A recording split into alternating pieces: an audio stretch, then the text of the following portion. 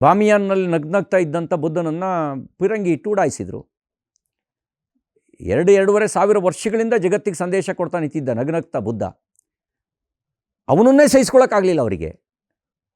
ಅವನನ್ನೇ ಸಹಿಸ್ಕೊಳ್ಳೋಕ್ಕಾಗದೇ ಇದ್ದವರು ನಾಳೆ ಕನಕದಾಸರನ್ನು ಸಹಿಸ್ಕೊಳ್ತಾರ, ಅಂಬೇಡ್ಕರ್ನ ಸಹಿಸ್ಕೊಳ್ತಾರ, ರಾಮನನ್ನು ಕೃಷ್ಣನ ಸಹಿಸ್ಕೊಳ್ತಾರ, ಬಸವಣ್ಣನ ಸಹಿಸ್ಕೊಳ್ತಾರ?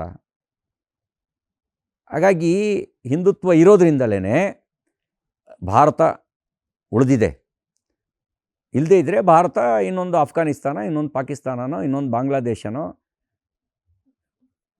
ಇನ್ಯಾವುದೋ ಐಸಿಸ್ನ ಕೈಯೊಳಗೋ ಸಿಕ್ಕಿ ನರಳಾಡುವ ಪರಿಸ್ಥಿತಿ ಬರ್ತಿತ್ತು.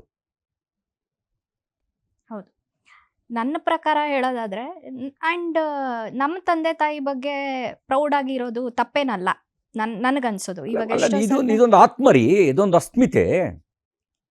ನೀವು ಆತ್ಮ ಕಳ್ಕೊಂಡ್ರೆ ಪ್ರೇತಾತ್ಮ ಆಗ್ತೀರಿ. ಭಾರತದ ಆತ್ಮ ಯಾವುದು?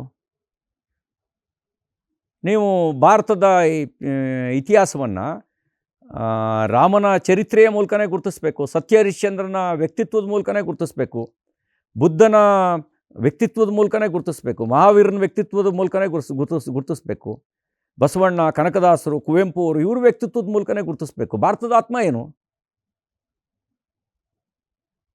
ಇನ್ಯಾವುದ್ರ ಮೂಲಕ ಗುರುತಿಸ್ತೀರಿ ನೀವು?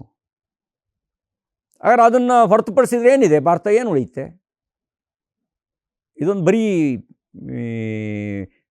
ಭೂಭಾಗ ಮಾತ್ರ ಅಲ್ಲ, ಇದು ಒಂದು ಸಂಸ್ಕೃತಿ ಇದೆ, ಸಾವಿರಾರು ವರ್ಷಗಳ ಸಂಸ್ಕೃತಿ ಇದೆ, ಮತ್ತು ಜಗತ್ತಿನ ಒಳಿತು ಬಯಸಿದ ಸಂಸ್ಕೃತಿ ಇದೆ.